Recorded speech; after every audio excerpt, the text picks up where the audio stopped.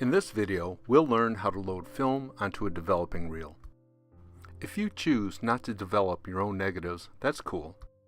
Just have them developed using a mailer or at a local camera store. They'll provide the developed negatives and, in most cases, provide digital images of the negatives. But if you want to participate in the entire 35mm film experience, developing your own negatives is a way to go. The hardest part is getting the film on the developing reel.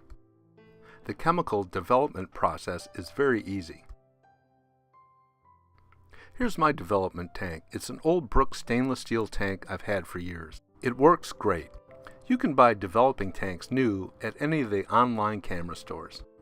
There are photographers that will only use stainless developing tanks and turn up their noses when anybody mentions plastic tanks.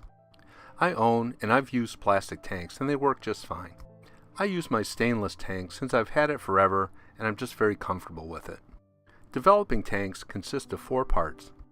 There's the tank itself, a developing reel, a cover, and a removable top to pour in and drain developing chemicals. The tanks are light tight.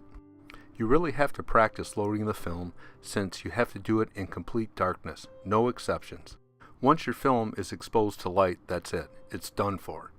So let's go ahead and start the loading process. You need your tank, a pair of scissors, and a can opener. Open the tank and take out the developing reel.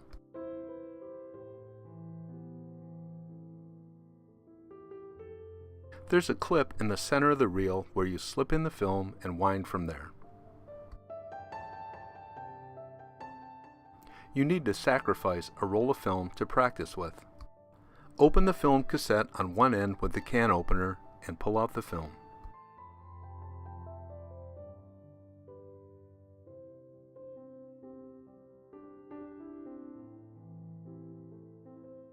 This roll of film is now worthless, being exposed to light.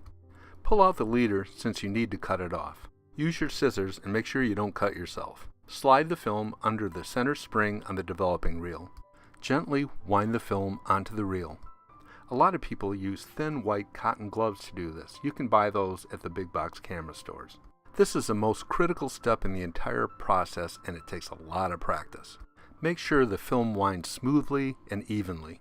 If the film touches on the reel, then the film will stick together and come out as a gray goo. If it feels like the film is not wound correctly, then unwind it and do it again. This happens to me even today. Again, you must load your developing tank in total darkness. If you can't find a spot that's dark during the day, do it at night. Once the film is on the reel, cut off the spool.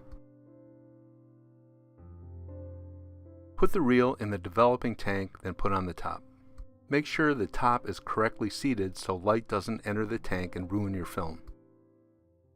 Practice loading your reel in light first, then practice in the dark.